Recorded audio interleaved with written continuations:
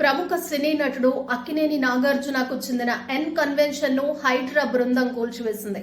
మాదాపూర్లో భారీ బందోబస్తు మధ్య కన్వెన్షన్ కూల్చివేతను అధికారులు చేపట్టారు. తుమ్మిడి చెరువును కబ్జా చేసి ఈ నిర్మాణం చేపట్టారని ఆరోపణలు ఉన్నాయి. 3.5 ఎకరాలు కబ్జా చేసి కన్వెన్షన్ ను నిర్మించారని అధికారులకు ఫిర్యాదులు వచ్చాయి. మాదాపూర్లోని ఎన్ కన్వెన్షన్ సెంటర్ కూల్చివేతపై సినీ నటుడు అక్కినేని నాగార్జున స్పందించారు. హైడ్రా చట్టవిరుద్ధంగా వ్యవహరించిందంటూ వ్యాఖ్యానించారు. ఈ మేరకు సోషల్ మీడియా వేదికగా ఒక పోస్ట్ పెట్టారు. స్టే ఆర్డర్లు, కోర్టు కేసులకు విరుద్ధంగా ఎన్ కన్వెన్షన్ కు సంబంధించి కూల్చివేతలు చేపట్టడం బాధాకరమని పేర్కొన్నారు. చట్టాన్ని ఉల్లంఘించేలా తాము ఎటువంటి చర్యలు చేపట్టలేదని, కొన్ని వాస్తవాలను తెలిపేందుకు ఈ ప్రకటన చేసినట్లు వెల్లడించారు నాగార్జున. సినీ నటుడు అక్కినేని నాగార్జునకు చెందిన మాదాపూర్లోని ఎన్ కన్వెన్షన్ కూల్చివేతపై యాజమాన్యం తెలంగాణ హైకోర్టును ఆశ్రయించింది.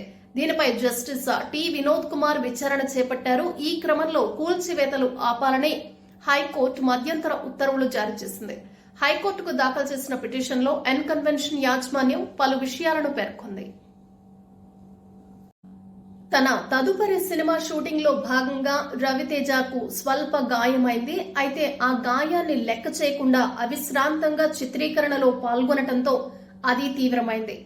దీంతో శస్త్రచికిత్స తప్పనిసరి అని వైద్యులు సూచించారు. ఈ క్రమంలోనే కుడి చేతికి హైదరాబాద్ లోని ఓ ఆసుపత్రిలో శస్త్రచికిత్స జరిగింది.